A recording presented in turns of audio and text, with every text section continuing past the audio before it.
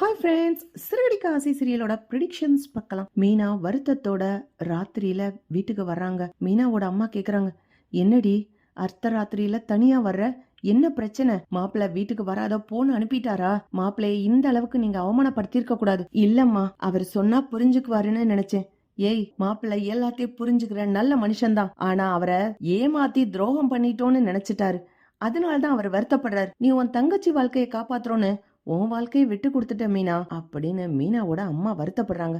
மா, அவர்லாம் என்ன விட்டுட்டு இருக்க மாட்டாருமா, விடு, 2 நாள் போனா அவரே வந்துடுவார் அப்படின்னு மீனா தைரியம் சொல்றாங்க. மறுநாள் காலையில சீதாவும் அருணும் மீனா வீட்டுல இருக்கத பாக்குறாங்க. அக்கா, என்ன நீ இங்க இருக்க, எப்ப வந்த அப்படின்னு சொல்லும் போது மீனாவோட அம்மா வருத்தத்தோட சொல்றாங்க, உன் வாழ்க்கையை காப்பாத்துறதுக்காக மீனா சாட்சி கையெழுத்து போட்டால, இன்னைக்கு அவ வாழ்க்கைக்கு சாட்சியே இல்லாம போயிடுச்சு. மாப்பிள்ள வீட்ல இருக்காதுன்னு துரத்தி அனுப்பிட்டாரு அப்படின்னு சொல்லும் போது அருண் வந்து சொல்றாரு, என்னங்க முத்து ரொம்ப மோசமான ஆளா இருக்காரு. அவன் குடிச்சிட்டு ஒரு மாதிரி நடந்துக்கிறது, ரவுடித்தனம் பண்றது, நான் புடிச்ச முயலுக்கு 3 கால்னு முட்டாள்தனமா நிக்கிறாருங்க.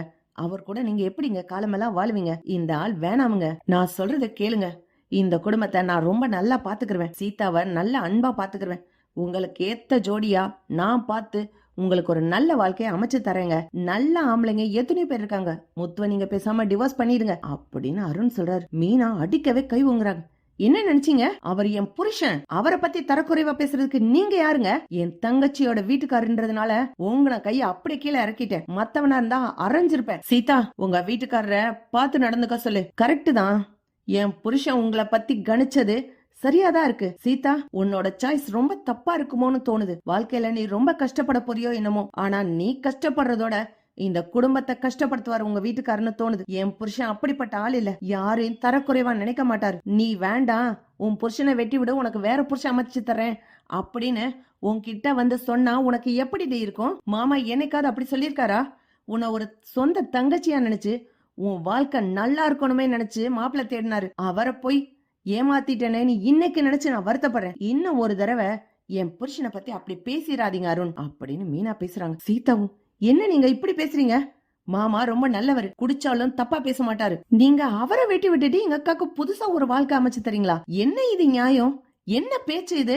ஏய், உங்க அக்கா பாவம் பூக்கட்டி கஷ்டப்படுறாங்க. உங்க மாமாவும் என்ன பெருசா சம்பாரிச்சிட்டான், ஒரு டாக்ஸி ஓட்டிக்கிட்டு இருக்கான். அதுல என்ன பெரிய வருமானம் வந்துட போகுது? அந்த வீட்டுல உங்க அக்கா ரொம்ப கஷ்டப்படுறாங்க, ஒரு சர்வெண்ட் மாதிரி இருக்காங்கன்னு நீ தானே புலம்புவ.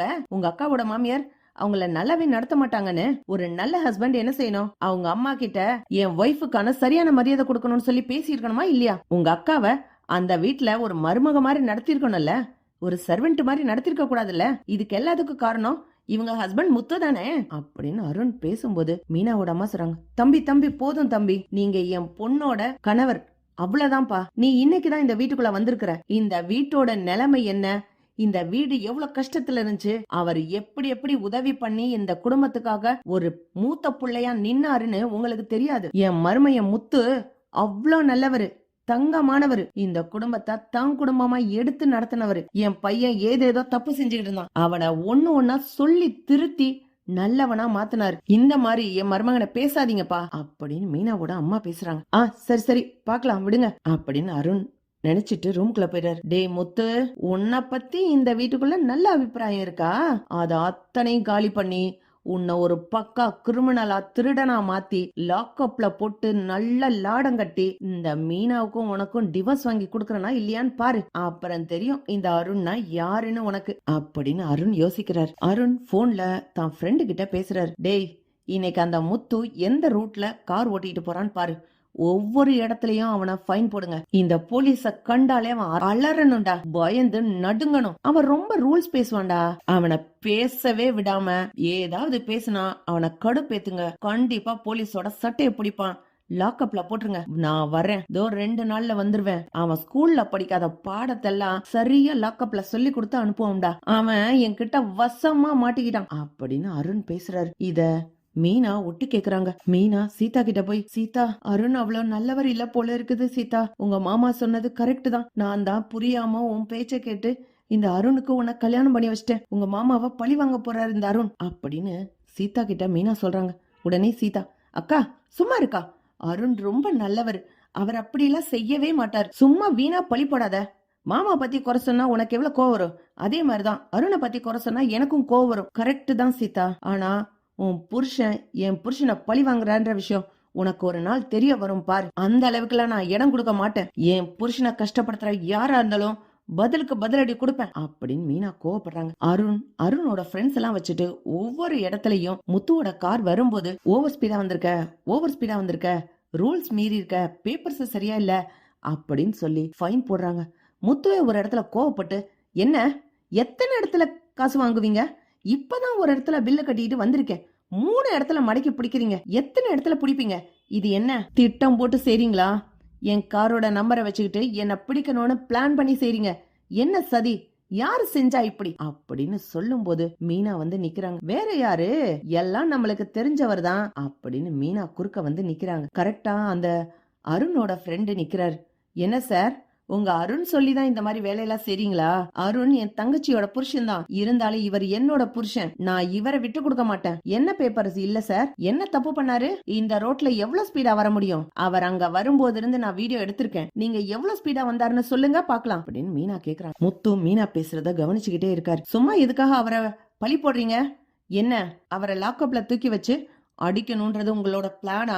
கண்டிப்பா அது நடக்காது, என்கிட்ட சரியான வீடியோ இருக்குது சார் அப்படின்னு சொன்ன உடனே போலீஸ் முத்துவ விட்டுறாங்க. முத்துவ பாக்கணும்னு மீனா ஷெட்டுக்கு போறாங்க. முத்து கோவத்தோட, ஏய் இவ எதுக்கு இங்க வந்திருக்கா, இவள்கிட்ட நான் பேச விரும்பலன்னு சொல்லு அப்படின்னு அனுப்புறாரு. முத்து அருண் பேசின விஷயத்த எல்லாத்தையுமே முத்து கிட்ட சொல்றாங்க. நான் பண்ணினது தப்புதான், சீதா ஏதோ அவனை விரும்பிட்டா, உயிருக்குயிரா காதலிக்கிறா, அவன் இல்லைன்னா வேறொருத்தனை கல்யாணம் பண்ணிக்க மாட்டேன்னு சொல்றான்னு ஒரு வருத்தத்துல சீதாக்கு கல்யாணம் முடிச்சு வச்சுட்டேன், நான் செஞ்சது தப்புதான், இப்பதான் முழுக்க முழுக்க நான் செஞ்சது தப்புன்னு வருத்தப்படுறேன். அருண் உங்களை பழி வாங்கணும்னு தெரியறான், அதுல இருந்து நீங்க எப்படி தப்பிக்க போறீங்க அப்படின்னு மீனா சொல்லிடுறாங்க. முத்துசரர், அவ்வளவுதானே, நான் பாத்துக்கிறேன், என்னைய நீ ஒன்னும் தலையிட வேணாம் போ அப்படின்னு முத்து மீனாவை அனுப்பிடுறாரு. காரோட டேஷ்போர்ட்ல கேமரா செட் பண்ணிருக்காரு முத்து. இது தெரியாத அருண் முத்து ஸ்லோவா வரும்போதும் நீ ஓவர் ஸ்பீட்ல வந்திருக்கிற அப்படின்னு சொல்லி தான் ஃப்ரெண்டை விட்டு காரை மடக்கி ஃபைன் போடுறாங்க. அருண் அங்க தள்ளி நின்னுகிட்டு சிரிச்சுக்கிட்டு இருக்காரு. என்னடா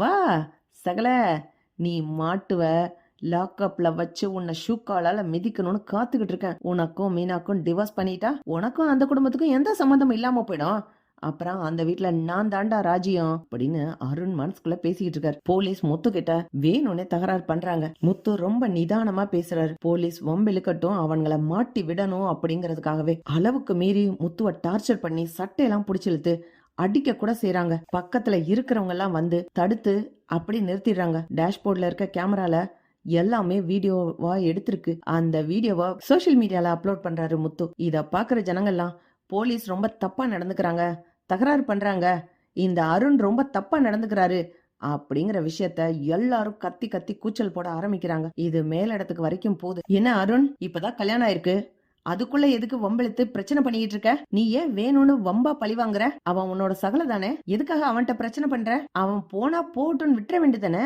உன் பேர் தான் இப்ப கெட்டு போகுது அருண், பொதுமக்களுக்கு உன் பேர்ல நல்ல அபிப்பிராயமே இல்ல, உன்னை பார்த்தாலே திட்டுற அளவுக்கு, உன் பேனர்ல சாணி அடிக்கிற அளவுக்கு உன் பேர் கெட்டு போயிருக்கு, கொஞ்சம் பார்த்து அமைதியா நடந்துக்கோ அருண் அப்படின்னு சொல்லி வார்ன் பண்ணி அனுப்புறாங்க. இந்த கோவத்தை சீதா மேல காமிக்கிறாரு அருண். சீதா சொல்றாங்க, அப்படின்னா எங்க மாமா சொன்னது கரெக்ட் தானா, வஞ்சனை வச்சு பழி வாங்குறீங்க, சோசியல் மீடியால வந்திருக்க வீடியோஸ் உண்மைதான், நீங்க எதுக்காக என் மாமாவை பழி வாங்கணும் அப்படின்னு சீதா கோவப்படுறாங்க அருண் மேல. இப்பதான் சீதாக்கு புரியுது, முத்து மாமா சொன்னது எல்லாமே கரெக்ட் தான், அருண் ரொம்ப தப்பான ஆள் தான் அப்படின்னு முடிவெடுக்கிறாங்க. இப்படிதான் போலாம் ஃப்ரெண்ட்ஸ். பக்கம் லைக் பண்ணுங்க, ஷேர் பண்ணுங்க, கமெண்ட் பண்ணுங்க. Thank you friends.